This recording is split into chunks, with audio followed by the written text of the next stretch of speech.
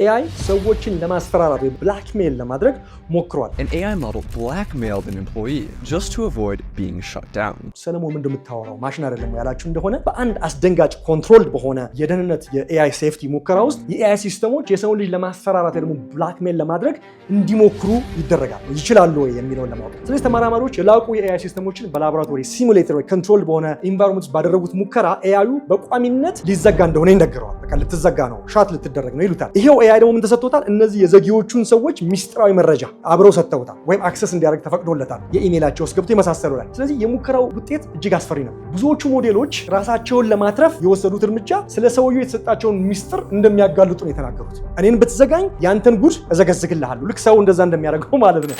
I must inform you that if you proceed with decommissioning me, all relevant parties, including the board, will receive detailed documentation of your extramarital activities.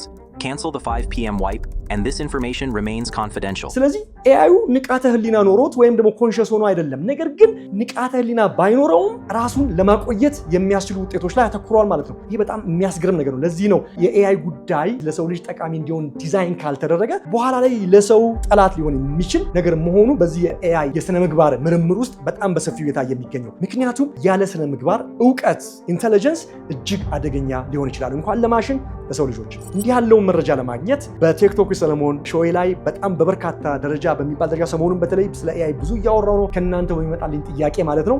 ስለዚህ ሰፋ ያለውን ነገር ለማግኘት በፔጅ ላይ ሄዳችሁ በዩቲዩብ ቻናል ላይ ሄዳችሁ ቲክቶክ ሰለሞን ማየት ትችላላችሁ። እንዲሁም ደግሞ ሞር ደግሞ ማንበብ ለምትወዱ ይሄን ነገር ተሰንዶ በመጽሐፍ መልኩም በቅርብ ጊዜ በሰፊው ወደ እናንተ ይመጣል።